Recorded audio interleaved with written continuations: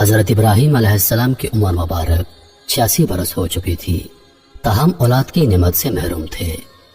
انہوں نے اللہ تعالیٰ کی بارگاہ میں کچھ اس طرح دعا کی: اے میرے رب، مجھے نیک اور صالح بیٹا عطا کر۔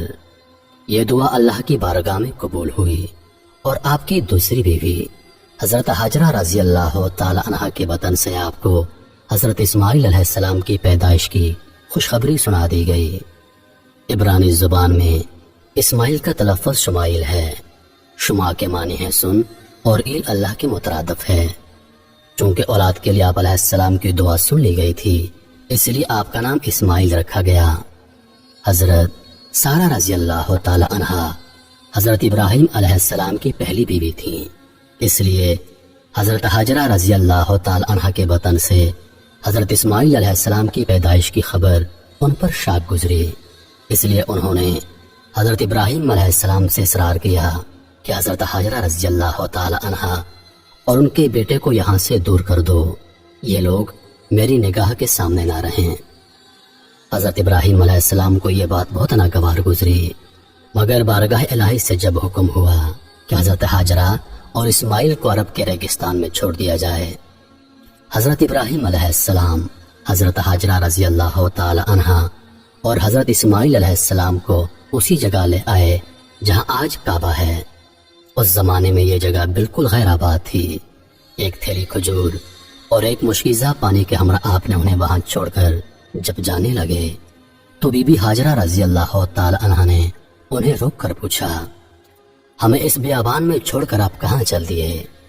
حضرت ابراہیم علیہ السلام کی خاموشی پر حضرت بی بی ہاجرہ رضی اللہ تعالی عنہا نے پوچھا: کیا یہ میرے رب کے حکم سے ہے؟ حضرت ابراہیم علیہ السلام نے ہاں میں جواب دیا۔ تب بی بی ہاجرہ رضی اللہ تعالی عنہا نے انہیں جانے دیا اور فرمایا: ہمارے لیے اللہ ہی کافی ہے۔ حضرت ابراہیم علیہ السلام جب چلتے چلتے ایسی جگہ پہنچے کہ دونوں ماں بیٹا نگاہوں سے اوجھل ہو گئے تو آپ نے اپنے دونوں ہاتھ بلند کیے اور اللہ کے حضور عرض کیا: اے میرے رب، میں نے بسائی ہے ایک اولاد ایسے میدان میں جہاں کھیتی نہیں، تیرے ادب گھر والے کے پاس۔ اے رب، ہمیں عطا قائم رکھ رب۔ اے رب، بعض لوگوں کے دل جھکتے ان کی طرف، اور ان کو روزی عطا فرما اپنے فضل سے تاکہ یہ شکر کریں۔ حضرت ہاجرہ رضی اللہ تعالی عنہ چند روز تک مشکیزے سے پانی پیتی رہیں اور کھجوروں سے گزارا کرتی رہیں، اور حضرت اسماعیل علیہ السلام کو دودھ پلاتی رہیں۔ جب پانی اور کھجوریں ختم ہو گئیں تب وہ پریشان ہو گئیں، کیونکہ وہ خود بھوکی تھی، اس لیے دودھ بھی نہ اترتا تھا، اور بچے نے بھوک اور پیاس سے رونا شروع کر دیا تھا۔ بچے کی بے چینی دیکھ کر حضرت ہاجرہ رضی اللہ تعالی عنہ نے پانی کی تلاش شروع کر دی، اور وہ صفا پہاڑی پر چڑھی کہ شاید کوئی اللہ کا بندہ نظر آ جائے یا کہیں سے پانی مل جائے، مگر کچھ نظر نہ آیا۔ پھر وہ واپس وادی میں آ گئیں، اور پھر وہ دوسری پہاڑی مربع پر چڑھی کہ کہیں پانی نظر آ جائے۔ اس طرح آپ نے 7 چکر لگائے۔ مامتا کا یہ جذبہ اللہ تعالیٰ کی بارگاہ میں اس قدر مقبول ہوا کہ بیت اللہ کی زیارت کے لیے آنے والے ہر فرد پر اللہ تعالیٰ نے اسے لازم قرار دے دیا کہ حضرت ہاجرہ رضی اللہ تعالی عنہ کی سنت کی پیروی کرتے ہوئے صفا اور مروہ کے پہاڑوں کی سائی کرے۔ اس جستجو پر مشتمل عمل کی مقبولیت کا ایک اشارہ یہ بھی تھا کہ 7ویں چکر میں حضرت ہاجرہ رضی اللہ تعالی عنہ جب بچے کے پاس واپس آئیں تو دیکھا کہ جس جگہ حضرت اسماعیل علیہ السلام روتے ہوئے ایڑیاں رگڑ رہے تھے وہاں سے پانی کا چشمہ جاری ہو گیا ہے، اور یہ چشمہ آج بھی موجود ہے، اور ہم لوگ اسے آب زمزم کے نام سے جانتے ہیں۔ ہزاروں سال گزرنے کے باوجود چشمے کا پانی اسی طرح جاری ہے۔ اللہ تعالیٰ نے اس میں مخلوق کے لیے شفا رکھی ہے۔ حضرت ہاجرہ رضی اللہ تعالی عنہ یہ معجزہ دیکھ کر بے حد خوش ہوئیں اور اللہ تعالیٰ کا شکر ادا کیا۔ اس کے بعد آپ نے بچے کو پانی پلایا اور خود بھی اس سے مستفید ہوئیں۔ اسی وقت اللہ تعالیٰ کی طرف سے ایک فرشتہ نازل ہوا اور ان کی طرف سے وعید سنائی: اے ہاجرہ، آپ خوفزدہ نہ ہوں اور نہ ہی غمگین ہوں، کیونکہ اللہ تعالیٰ آپ کو اور اس بچے کو ضائع نہیں ہونے دے گا، کیونکہ یہ اللہ کا گھر یعنی مقام بیت اللہ ہے جسے اس بچے اور اس کے باپ نے تعمیر کرنا ہے۔ کچھ عرصے کے بعد بنو جرا نامی ایک قبیلہ پانی کی فراوانی دیکھ کر حضرت ہاجرہ رضی اللہ تعالی عنہ کی اجازت سے یہاں آ کر آباد ہو گیا۔ حضرت اسماعیل علیہ السلام کا بچپن اسی قبیلے کے افراد کے درمیان گزرا۔ ابھی حضرت اسماعیل علیہ السلام بچے ہی تھے کہ حضرت ابراہیم علیہ السلام نے خواب میں دیکھا کہ حضرت ابراہیم علیہ السلام اپنے لختے جگر کو اللہ کی راہ میں قربان کر رہے ہیں۔ آپ علیہ السلام نے مسلسل 3 راتیں ایک ہی طرح کا خواب دیکھا، لہذا آپ کو یقین ہو گیا کہ یہ خواب یقیناً اللہ تعالیٰ کی طرف سے ہی ہے، اور آپ علیہ السلام نے اللہ تعالیٰ کے حکم کی تعمیل کا ارادہ فرمایا اور اپنا تمام خواب اپنے بیٹے کو سنایا، اور پھر حضرت اسماعیل علیہ السلام سے پوچھا، میرے بیٹے، میں تجھے اپنے خواب کے پیش نظر اللہ کی راہ میں قربان کرنا چاہتا ہوں، بتا تیری کیا رائے ہے؟ اس پر حضرت اسماعیل علیہ السلام نے انتہائی تحمل کے ساتھ فرمایا، بابا جان، آپ اللہ کے نبی اور ان کے برگزیدہ بندوں میں سے ہیں، آپ بے فکر ہو کر اللہ کے حکم کی تعمیل کریں، انشاءاللہ آپ مجھے انتہائی صبر والا پائیں گے۔ چنانچہ یہ دونوں اللہ کے بندے حکم خداوندی کے لیے گھر سے نکل کھڑے ہوئے۔ روایات میں آتا ہے کہ ابلیس نے انہیں ناکام بنانے کے لیے کئی طریقے اپنائے۔ سب سے پہلے وہ بی بی ہاجرہ رضی اللہ تعالی عنہ کے پاس پہنچا اور انہیں بتایا کہ حضرت ابراہیم علیہ السلام اپنے بیٹے کو اللہ کی راہ میں قربان کرنے چل پڑے ہیں۔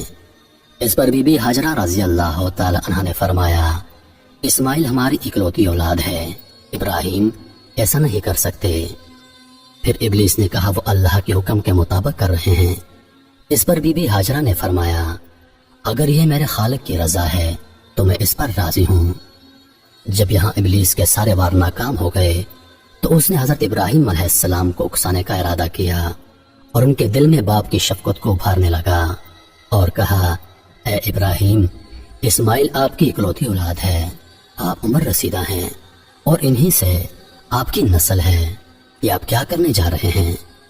اس پر حضرت ابراہیم علیہ السلام نے جواب دیا، مجھے میرا بیٹا اللہ نے دیا ہے اور یہ میرے پاس اللہ کی امانت ہے، میں اللہ کے حکم پر راضی ہوں، وہ جیسے چاہے حکم دے، ہم اس کے تابع اور فرما بردار ہیں۔ آپ علیہ السلام کے جواب سے ابلیس کو سخت مایوسی ہوئی، لیکن اس نے آپ کو بہکانے کی اپنی ناکام کوشش جاری رکھی، حتیٰ کہ اس نے حضرت اسماعیل علیہ السلام کو بھی بہکایا، لیکن وہ بھی اپنے مقصد پر ڈٹے رہے۔ حضرت اسماعیل علیہ السلام نے فرمایا، میں اپنی رب کی رضا میں راضی ہوں، میرے رب نے میرے بابا کو براہ راست میری قربانی کا حکم خواب میں دیا ہے، اور انبیاء کرام کے خواب سچے ہوتے ہیں۔ کہا جاتا ہے کہ ابلیس نے انہیں 3 مرتبہ قربان گاہ جانے کی راہ میں حائل ہونے کی کوشش کی، اور تینوں مرتبہ حضرت اسماعیل علیہ السلام اور حضرت ابراہیم علیہ السلام نے ان پر کنکر برسائے اور اسے کامیاب نہ ہونے دیا۔ یہی وہ سنت ہے جسے ہر سال حجاج کرام دہراتے ہیں، اور یہ سنت رمی کہلاتی ہے۔ بلاخر دونوں باپ بیٹا وادی منا میں پہنچے، جہاں اسماعیل علیہ السلام کو ذبح کرنا تھا۔ تب کائنات نے وہ منظر دیکھا جو اس سے پہلے کبھی نہیں دیکھا تھا اور نہ شاید قیامت تک دیکھ پائے گا۔ زمین و آسمان ساکت ہیں، کائنات حیران ہے، فرشتے عرش سے زمین پر عجیب منظر دیکھ رہے ہیں۔ تبھی اسماعیل علیہ السلام کہتے ہیں، ابا جان، آپ میرے دونوں ہاتھ اور دونوں پاؤں باندھ دیجئے تاکہ چھری چلاتے وقت آپ کو کوئی دقت نہ ہو، اور ابا جان، آپ مجھے زمین پر منہ کے بل لٹائیے گا تاکہ میرا چہرہ زمین کی طرف ہو۔ اگر میرا چہرہ آپ کی طرف ہوا تو کہیں آپ کو مجھ پر ترس نہ آ جائے اور آپ مجھے ذبح نہ کر پائیں۔ ابا جان، اپنی آنکھوں پر پٹی باندھ لیجئے گا اور ذبح کرنے کے بعد میرا کرتا میری ماں کو دے دیجئے گا تاکہ انہیں صبر آ جائے۔ باپ نے سب باتوں پر عمل کیا، بیٹے کا ماتھا چوما، پاؤں باندھے اور بیٹے کو زمین پر منہ کے بل لٹا دیا اور چھری چلا دی۔ لیکن چھری نے حضرت اسماعیل علیہ السلام کو نہ کاٹا، کیونکہ اللہ کو کچھ اور ہی منظور تھا۔ حضرت ابراہیم علیہ السلام چھری چلاتے ہیں مگر چھری نہیں چلتی، آپ اور زور لگاتے ہیں مگر چھری ہے کہ چلنے کا نام نہیں لیتی۔ آپ علیہ السلام چھری سے فرماتے ہیں، اے چھری، تو کیوں نہیں چلتی؟ میرے ننھے اسماعیل کا گلا تو بہت نازک ہے، تو کیوں نہیں چلتی؟